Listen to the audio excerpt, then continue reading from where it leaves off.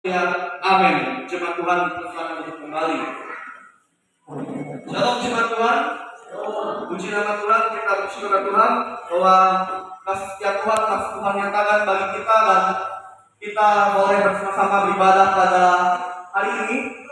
Dan pada kesempatan ibadah ini saya akan mengajak jemaat sekalian kepada membaca firman Tuhan seperti yang tertera dalam wilayah ini, yaitu dalam kitab Amsal pasal 24. Silakan jemaat Tuhan membuka kitabnya dalam kitab Amsal pasal 24 ayat yang pertama sampai ayat yang ke-18. Kitab Amsal pasal 24 ayat pertama sampai ayat yang ke-18. Ya, silakan jemaat Tuhan menyimak firman Tuhan ini. Saya bacakan firman Tuhan ini jemaat sekalian. Amsal pasal 24 ayat pertama sampai ayat yang ke-18. Beginilah firman Tuhan. Jangan iri kepada orang jahat, jangan ingin bergaul dengan mereka, karena hati mereka memikirkan penindasan dan bibir mereka membicarakan bencana. Dengan hikmat rumah didirikan, dengan kepandaian itu ditegakkan, dan dengan pengertian kamar-kamar diisi dengan bermacam-macam harta benda yang berharga dan menarik. Ayat yang kelima, orang yang bijak lebih berwibawa daripada orang kuat, juga orang yang berpengetahuan daripada orang yang tegap kuat. Karena hanya dengan perencanaan engkau dapat berperang, dan kemenangan tergantung pada penasihat yang banyak. Ayat yang ketujuh, hikmat terlalu tinggi bagi orang bodoh, ia tidak membuka mulutnya di pintu gerbang. Siapa selalu merencanakan kejahatan akan disebut penipu. Memikirkan kebodohan mendatangkan dosa, dan si pencemooh adalah kekejian bagi manusia. Jika engkau tawar hati pada masa kesesakan, kecillah kekuatanmu. Bebaskan mereka yang diangkut untuk dibunuh. Selamatkan orang yang terhuyung-huyung menuju tempat pemancingan. Kalau engkau berkata, sungguh kami tidak tahu hal itu, apakah dia yang menguji hati tidak tahu yang sebenarnya? Apakah dia yang menjaga jiwamu tidak mengetahuinya dan membalas manusia menurut perbuatannya? Ayat 13, anakku, makanlah madu sebab itu baik, dan tetesan madu manis untuk langit-langit mulutmu. Ketahuilah, demikian hikmat untuk jiwamu. Jika engkau mendapatnya, maka ada masa depan dan harapanmu tidak akan hilang. Jangan mengintai kediaman orang benar seperti orang fasik. Jangan merusak rumahnya. Sebab 7 kali orang benar jatuh, namun ia bangun kembali. Tetapi orang fasik akan roboh dalam bencana. Ayat 17, jangan bersukacita kalau musuhmu jatuh. Jangan hatimu beria-ria kalau ia terperosok, supaya Tuhan tidak melihatnya dan menganggapnya jahat, lalu memalingkan murkanya daripada orang itu. Ya, demikian jauh firman Tuhan yang boleh sama-sama Bapak Ibu Saudara simak. Dan kebenaran firman Tuhan ini saya memilih tema kita renungkan, yaitu membangun kehidupan. Itu temanya. Ya. Bapak Ibu Saudara yang dikasihi oleh Tuhan Yesus, kita boleh bersama-sama menyimak firman Tuhan yang dituliskan oleh Raja Salomo ini, yang memberikan banyak sekali nasihat kepada kita.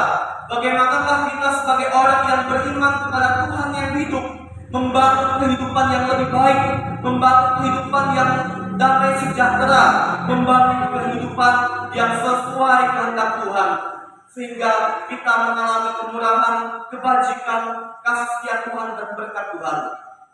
Ada beberapa hal penting yang bisa kita temukan dari firman Tuhan ini, Bapak Ibu Saudara, bahwa kita perlu memahami bahwa orang yang dikasihi Tuhan adalah orang yang benar, yang hidupnya mau dipimpin oleh Tuhan, yang hidupnya betul-betul berhikmat di dalam Tuhan.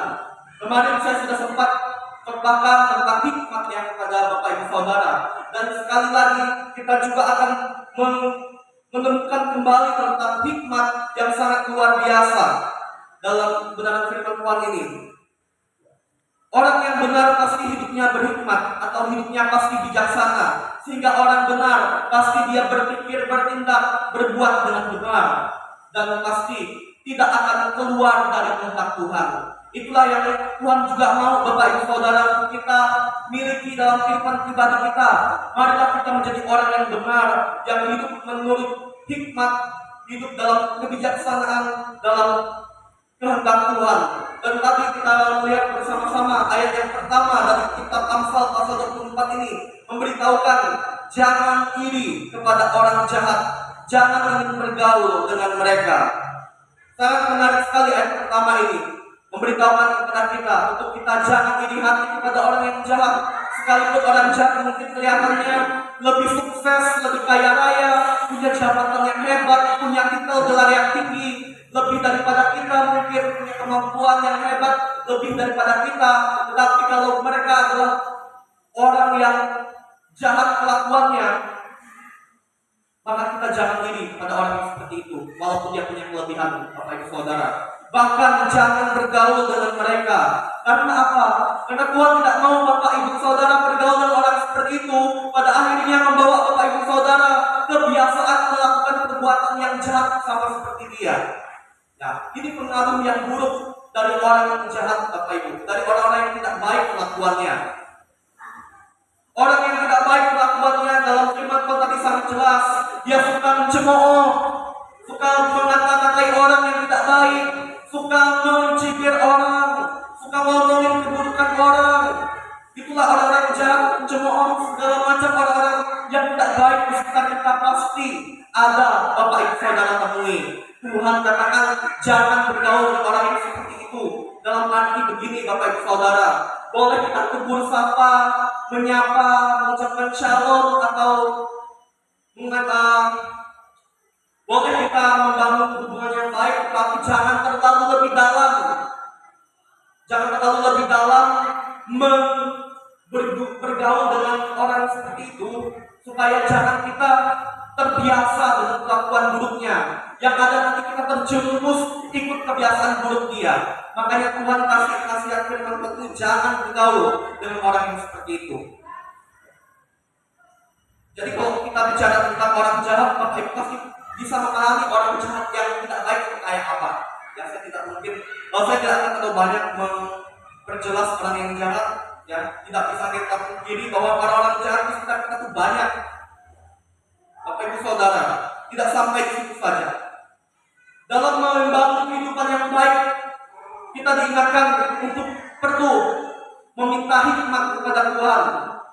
Karena orang yang berhikmat pasti bisa melemahkan dirinya, membangun rumah kehidupannya, membangun kehidupan dirinya juga secara pribadi dengan pengertian, dengan hal-hal yang benar. Inilah yang perlu untuk kita usahakan dalam hidup kita, yaitu bangunlah kehidupan kita dengan hikmat, sehingga hidup kita di dalam kebenaran Tuhan. Kalau kita bisa seperti itu Bapak Ibu Saudara, berkat Tuhan pasti berlimpah dalam hidup kita. Tidak hanya berkat secara materi, tetapi kita juga mengalami kehidupan rohani yang damai sejahtera, mengalami kasih setia Tuhan, mengalami kemurahan hal-hal yang baik yang Tuhan pasti nyatakan dalam hidup kita, jikalau kita mau bangun kehidupan kita dengan hikmat.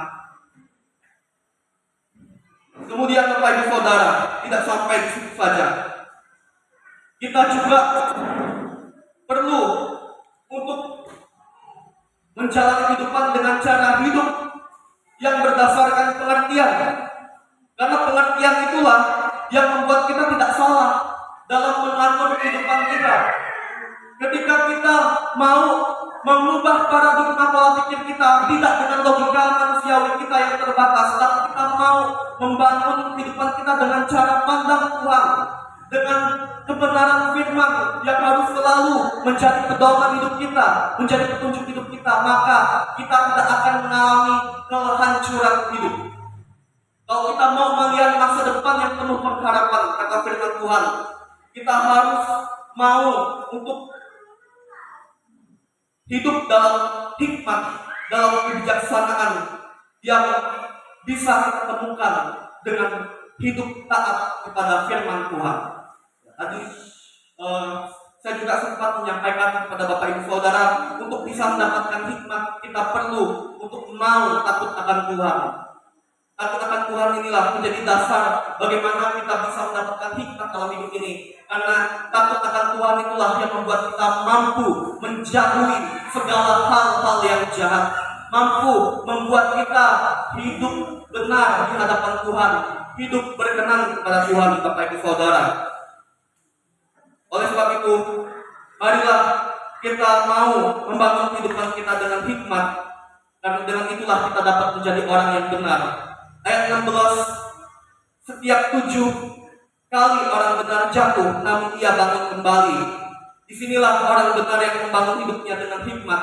Sekalipun dia jatuh bangun dalam hidupnya, dia akan bangkit ketika dia mengalami masalah dalam hidupnya. Karena orang benar pasti hidupnya mengandalkan Tuhan, dan dia pasti akan mengalami kelepasan, dia pasti akan mengalami solusi dari Tuhan. Sekalipun sampai 7 kali dia jatuh, dia akan bangkit kembali. Ini menjadi jaminan yang Tuhan berikan kepada kita kalau kita sungguh-sungguh mau hidup benar, Bapak Ibu. Tidaklah sia-sia kalau kita hidup benar. Karena sekalipun dalam hidup ini, dalam dunia ini, kita tidak bisa menghindari masalah ataupun bencana ataupun malapetaka.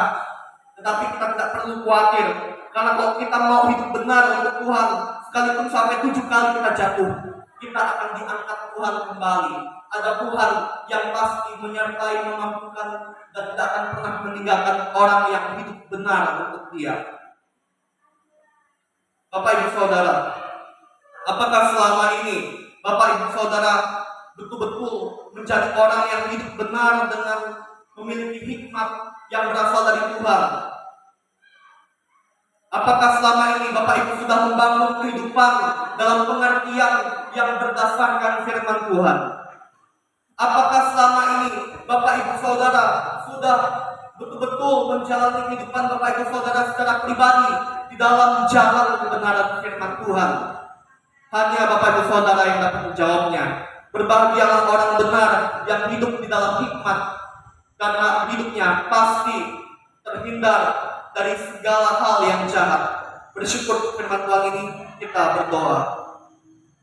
Terima kasih ya Tuhan untuk firman-Mu yang boleh kembali mengingatkan kami bahwa membangun kehidupan yang lebih baik adalah ketika kami mau menjadi orang benar yang hidup dalam hikmat yang berasal dari Tuhan. Ya Tuhan, kami mohon kepadamu, berikanlah senantiasa dalam kehidupan kami hikmat yang baru setiap hari, agar di hari-hari hidup yang kami jalani, kami senantiasa hidup menurut hikmat Tuhan. Kami senantiasa hidup di dalam kebenaran Tuhan, dan kami boleh melihat, menyaksikan kemurahan Tuhan, dan merasakan lawatan berkat Tuhan dalam hidup kami di sepanjang hidup kami hari lepas hari ya Tuhan. Ya Tuhan, menteraikanlah firman-Mu ini dalam hidup kami, jadikanlah kami pribadi yang hidup dalam hikmat dan kebenaran-Mu ya Tuhan setiap hari. Inilah doa kami, demi nama Tuhan Yesus kami berdoa dan mengucap syukur. Haleluya, amin.